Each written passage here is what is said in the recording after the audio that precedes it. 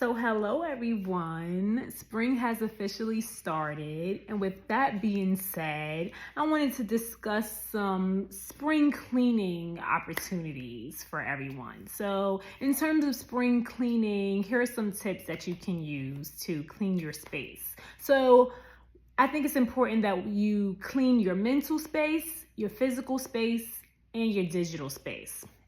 So let's get into all three. So to break down the first part, your mental space.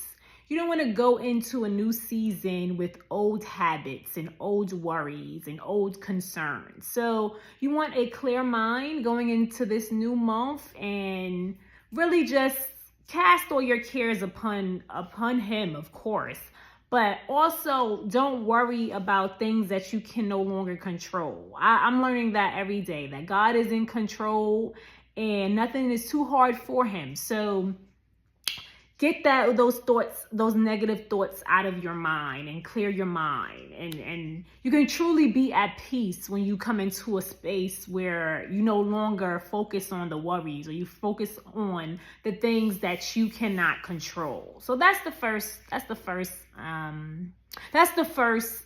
section or part that I wanted to focus on in terms of spring cleaning. And then the second part is your physical space. So you want to ensure that your physical space is clear. I recently heard someone say cleanliness is next to godliness, and that has stuck with me. So I try to ensure that I have a clear space. I do clean twice a week due to my allergies and my dog. He also has allergies. So I try to ensure that I clean twice a week to make sure the house is up to par. And this point actually references and refer to my previous point of clearing your mind.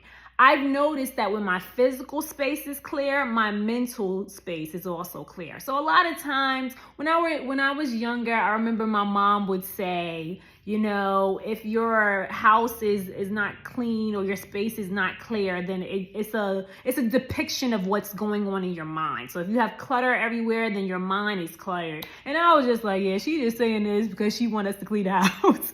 But now that I'm older, I noticed that like it's something so small and so like little, but it does make a difference. When I am in a space and the space is clear, I just feel like my mind is at peace. I can light a candle, turn on some Cleo Soul. If y'all don't listen to Cleo Soul, I don't know what you're doing. You need to listen to Cleo Soul. Cleo Soul gets me through.